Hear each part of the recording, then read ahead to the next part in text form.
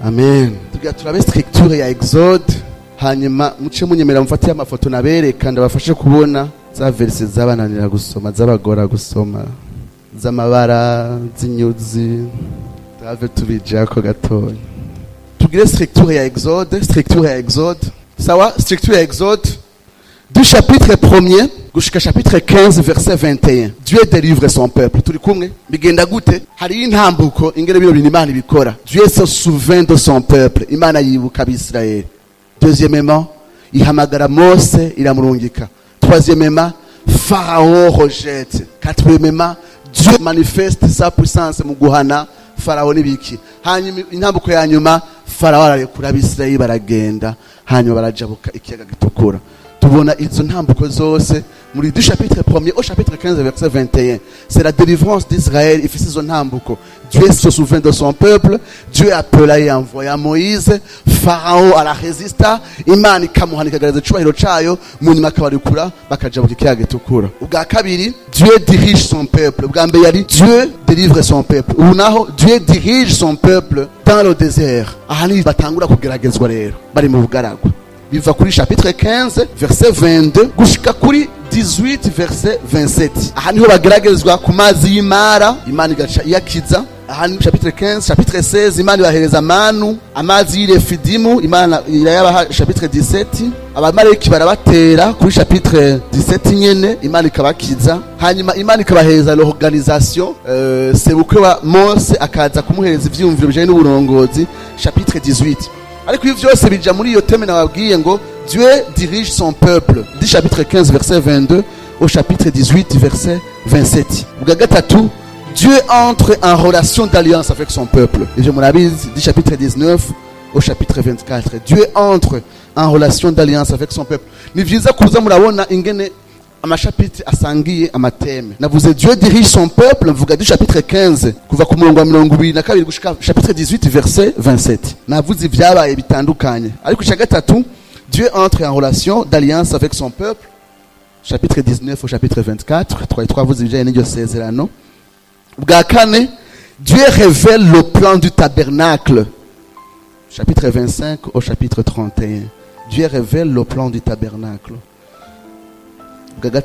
La rébellion d'Israël, le jugement et la restauration. Chapitre 32 au chapitre 34. Dieu révèle le plan du tabernacle. 25 à 31. Rébellion d'Israël, son jugement et sa restauration. 32 à 34. 6. Les artisans préparent le tabernacle. 25 à 39. Ngira mwarabonye ko bamera nk'abasubiramwo vya bindi nyene yari yeretse Mose kuva kuri chapitre 25. Navuze ko les artisans préparent le tabernacle 35 à 39. Hanyuma, le temple est érigé, la gloire de Dieu qui manifesta, chapitre 40. Ça. C'est ça la structure, il y a Exode. Tout ce que je veux, tabernacle c'est tout ce que je veux. Alors, je vais vous donner l'aperçu, ingene tabernacle yabimeze. Dufate photo iri kuri tabernacle yose. La photo iriko vyose. Ahanditse aperçu du tabernacle et la cour extérieure. Murayibona? Murabona yu ahantu tabernacle iri mbega. Ahantu tante iri. Murayibona tante hiri. Ariko murabona handi hantu yo tante itari sivyo. Tuyita la cour extérieure. Iyi cour extérieure yapima 1000 mètres carrés. Ni kuvuga are zingahe? Are 10. Ni kuvuga ni hanze aho tubatse. Sawa? Hanyuma iyi tante ubwayo igizwe n'ibice bingahe? Igizwe n'ibice bingahe? Tante igizwe n'ibice bitatu canke bibiri. Kuko aha hanze naho nyene ça fait partie yaho basengera mugabo tabernacle ubwayo irimwe ibice bibiri. Igice ca mbere tucita le lieu saint. Hapima 14 mètres de longueur, 4.6 mètres de largeur. Largeur na hauteur birangana. Largeur na hauteur birangana, c'est 4.6. OK? Tandis que la longueur c'est de 14 mètres. OK? Tuvuye aho twinjira hari indani hari akantu kaga le lieu très saint kari gato kase partie zitatu chaque partie pima 4.6 mètres. OK? Uwo turagenda buhoro buhoro muboniki ugishika ucinjira uboniki bacita gute cyo gicaniro ifoto y'igicaniro murayibona. OK, camuhindura muje. OK, bien sûr irabonekana ku ntango. Urabona ucinjira nta gicaniro mubona. Ucinjira kuri ifoto nyene ya aperçu du tabernacle. Aha nyene ucinjira batucita igicaniro cyo gutangira kwibimazi. Tugisanga muri chapitre Exode 27 1-8. Igicaniro cyo kosereza ko ibimazi niko bacita. Nashaka mu vyumve neza ni du chapitre 27 1-8. Ucinjira aha ni abaherezi bakwakirira iyo ntungwa yawe hanyuma bakayitanga kw'ikimazi. Niyo mpamvu bacita igicaniro cyo kosereza ko ibimazi. Ukiravye kiba gifise amahembe ane. Amahembe ane niyo bamijagira ko amaraso bahejeje gutanga ibimazi. Hakurikiriki hari murabona ikintu bita base yo kogeramwo bayita gute? Ikigarigari c'umuringa. Ikigarigari imeze nka base. Umuherezi murabona ategeza kwinjira muri tante en soi. Mugabo aba yakoze ku maraso, aba yagize ibi ariko atanga ibimazi kugira ngo agende gicaniro twita igicaniro c'imibavu, ateza koga muri iyi bassin murayibona ya cuve d'eau. Haba hariho n'utweswime agaca yitera ifreshere niki kugira ngo ace yinjira rero dans le tabernacle. Sawa? Naco mugisanga hehe? Ico kigarigari Exode 30 17-21. Twarangije ibintu bibiri vyari muri cour extérieure, twabirangije. Sawa? Twibutsanye rero ibiri muri tabernacle. Hari amafoto nabarungikiye, dufata ijya yindi foto yerekana itanga aperçu cette fois-ci ya qu'est-ce que vous voyez? Mucinjira hariho ibintu bibiri birabana. Hariho chandelier murayibona, ibijya bintu bibiri bitabonekana ari cenda yo hakuruhande. Sivyo, chandelier irabana niki na table de pain. Alors ucinjira rero hari ibintu bibiri à l'opposé, ni table de pain na chandelier. Chandelier ana matara aguma yaka umwanya wose ahera. Hanyuma à l'opposé hari imeza. Iyo meza naberetse ingene imeze n'ingene ikozwe. Ibifise uburings ubuano bune kugira ideplace ushishamwe duti hagati kugira ngo mushobore kwiterura kirazira kwikora ko ariko kose. Alors hejuru baca bashirako imikate 12. Ngaho ingene ipanze 6 et 6. Il représente les 12 tribus d'Israël. OK? Turi kumwe. Ikiri kintu ca gatatu kiri ahera n'igiki? Igicaniro c'imibavu. Igicaniro c'imibavu ugira winjira ahera imbere yaho hari iki? Table de pain irabana na chandelier. Ariko udeplashije gato ugira ushike ku muryango wa Lolier 13 hariho igicaniro c'imibavu. Nico umuherezi yosereza ko imibavu. Naco tugisanga ku chapitre ya kangahe? Hariho ameza y'ibiterekegwa Exode 25 23-30. Ameza y'ibiterekegwa. Hanyuma iyi ntuze bayita gute? Igitereko kwa matara 25 31-40. Iki gicaniro c'imibavu mugisanga muri 31-10. Turi kumwe dusigaje iki? Dusigaje ahera. Hari iki? Hanyuma ucusanga isanduku y'isezerano. Yubatse gute murabe foto nabarungikiye iri ku isanduku y'isezerano. Arche de l'Alliance. Nayo nyene igizwe ahantu bacisha ububaho kugira ngo bayiterure. Sivyo biri vya bindi wa mutipe yagira iki yaza kuyikora ko ngo ayiramire Imana igaca imwica kubera muteza kuyitera mukoresheje ubwo bubaho. Hari ikintu cabaye uza urabona iyi sanduku yarasohotse muri buno buntu buze buyifashe igiye kugwa acagenda kuyisama. Alors murabona ko hejuru hariho abakerubi babiri. Bien sûr j'aurais aimé kubahereza ifoto iri plus visible ariko n'abakerubi babiri bacafye. Apana abakerubi ba vrai, n'abakerubi babiri bacafye. Hanyuma barahuza iki? Barashanje amababa ku buryo amababa yinjira namwo. Bica bikaya espace hagati naho nyene hari ikintu nashire bazana ko imibavu naho nyene. Ubwiza bw'Imana bwiyerekana hagati y'abantu bakerubi babiri. Niho la nuée canke une théophanie mu buryo bw'igicu kwiyerekana ko ubwiza bw'Imana mu buryo bw'igicu byakunda kuza hagati na hagati y'ano mababa y'abamarayika. Aha umuherezi mukuru murabizi ko yahinjira rimwe mu mwaka. Turi kumwe ivyo biri clair mugabo turabona igicapo c'ihema ry'ibonaniro nibirimwo. Sawa. Est-ce que birepresente kitiko turarangiza birepresenta twamaze kubwira Yesu Kristo yatubereye ihema ry'ibonaniro. Yatubereye ibintu byose birimwo. Niwe kimazi, niwe gicaniro c'imimazi kandi niwe kimazi nyene, niwe muherezi mukuru kandi niwe kimazi kandi niwe gicaniro. Ibyo byose vyabereye ku musaraba. Ayandi masembore yose ajanye ni na chandelier bitwibutsa ko Kristo ariwe muco. Ameza y'ibiterekegwa imikate 12 ingene Kristo ariwe mukate w'ubugingo ku Bisirayeli bose ku bwoko bwiwe bwose. turabona ko Kristo ari we wenyene urupfu rwiwe n'ubugingo bwiwe arivyo vyonyene bishobora kudugiriza Imana imibavu, ariko kandi n'ubuzima bwahinduwe nawe bwatsindanishirijwe buca buhinduka ubuzima bwosereza imibavu Imana, ubuzima bufise une odeur de parfum ku Mana. Ntivyakunda yuko iyumvire iyo utatsindanishirijwe, iyo utaciye ku gicaniro c'ibimazi ntushobora guhinduka umubavu ku Mana, kuko icaciye vy'ukuri ku gicaniro c'ibimazi nico conyene gishobora guhinduka une odeur de parfum ku Mana. Ivyo ni Kristo abikora. Turabibona mu Baroma ingene Paulo avuga ati ubuzima bwacu bumeze nka une odeur de parfum devant Dieu. Hanyuma hariho isanduku y'isezerano yaba irimwo les 10 commandements, bavuga yuko plus tard manu bahavuye bayishiramwo na ya nkoni ya Aroni bakabishirira isanduku y'isezerano, ariko turazi yuko ibi vyagezwe 10 bisobanurwa ko Kristo ari we jambo, kandi ko amajambo yiwe iyo tuyabayemwo atugumiza mu isezerano, kandi abayabayemwo niwe bazoba mu bwiza bw'Imana. Muri make ni ivyo. So turaba ifoto y'umwambaro w'umuherezi tumere nk'abavuga ibiyigize bitandukanye. Ku mutwe yaba yambaye turban nka yindi y'abantuze, mugabo iyo turban izungurukijwe hejuru y'ikintu en or, plate en or. Iyo plate en or ngaho imbere haba handitseko sainteté à l'Éternel, hanyuma agacarenza ko uwo mwitwikiro ukujya nyene mubona ingene umeze, ariko uwo mwitwikiro bawutwikira kuri plate iri en or yanditseko sainteté à l'Éternel. Efodi rero ntimugire ibintu birebire basha n'itaburiya, mwiyumvire ngo n'ibindi bintu birebire, reka turabitaburiya ingene yari imeze. Ku maepole mubona iki? Ku maepole haba ari amabuye abiri akozwe mu bwoko bw'amabuye bita onyx ku bitugu, hanyuma chaque pierre ku bitugu yaba yanditseko amazina 6 y'imiryango y'Abisirayeli. Turi kumwe ku bitugu n'amabuye abiri, kandi murayabona ndibatse. Okay, hanyuma kuri iyi efodi rero mubona iki? Kuri poitrine hari ubuye bungahe? 12, mugabo bufise amarose ane, amalinye ane. Kuri chaque ligne hari butatu gushikaho bugira amalinye ane. 1 2 3 1 2 3 1 2 3 1 2 3. Hanyuma namabuye, kandi kwibuye ryose handitse izina ry'umuryango w'Abisirayeli. Turi kumwe. Hanyuma indani hariyo Urimu na Tumimu, ni nk'amabuye bakoresha bariko barasiguza Uhoraho. Nikifanya hivi kenda hivi, Imana ishaka tugenda gute, ikifanya hivi.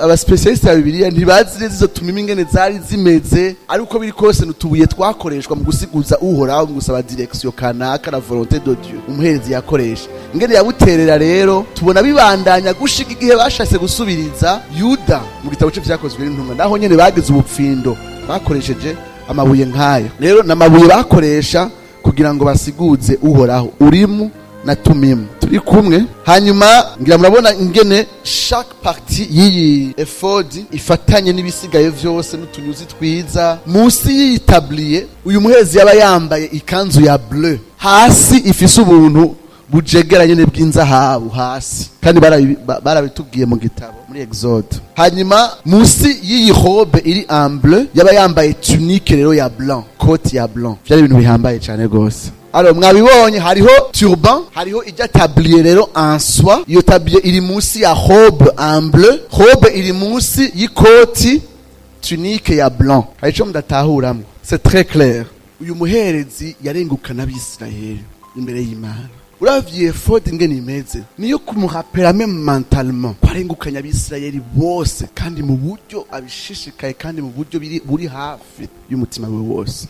Turabazanya tuti baravyibuka bo twari kumwe kandi bari ngaha, tuti eske turizera vy'ukuri yuko iyo Yesu ariko aradusengera kuri Data abikora bishishikaye, turi hafi y'umutima wiwe, aratwingengera kuri Data cyo kuba specifique. Umuryango wose wa Israeli waba ufise izina ryawo. Yesu nadusengera muri rusangi, aduhamagara ku mazina, adushikiriza Data umwe wese ku izina ryiwe, kumva yuko abyitwariza abifise hafi, kandi ntabikora rimwe, abikora constamment. Yabikoze ataraza kudupfira ku musaraba. Igitabo c'imigani kitubwira ngo nama ndi imbere y'Imana niginagura, kandi ngo nezererwa abana b'abantu. Igihe yari kwisi ira prier pour nous, apana gusa muri Jean chapitre 17 bitubwira ngo mwisi yose mwijuru yaje ku musozi, mu gitondo akazindukira ku rusengero. Mu gitabo c'Abaroma tubwirwa yuko no mwijuru il continue à intercéder pour nous. Ingene rero uyu efodi yubase yerekana ingene tellement Abisirayeli bose, kandi mu buryo buri specifique ku miryango 12 vy'ukuri bari bagize umwitwarariko w'umuhezi mu gikorwa cyo kwinginga,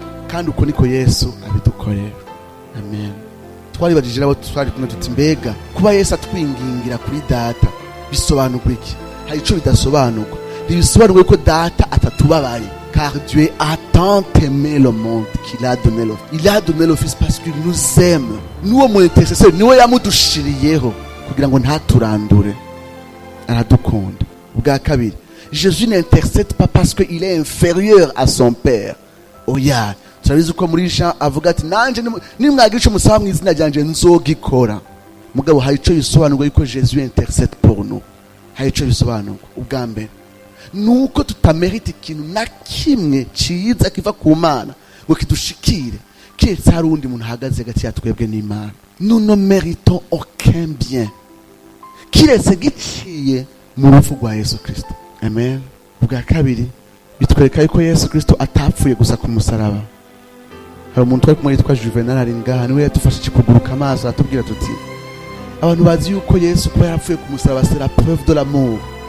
Mugabo ntiyumvira ce que Jésus continue yo gukora inyuma ya la mort. Kuba Yesu intercède pour nous, c'est une preuve yuko atapfuye gusa urukundo ruri altruiste ku musaraba. Acavuga ati mbo regardez ce que j'ai fait, en tout cas vraiment c'est la preuve de mon amour. Igisigaye voilà, en tout cas vous avez vu, il continue à combattre pour nous, à intercéder pour nous. Reka vya bindi nakora ku musaraba bibashikire.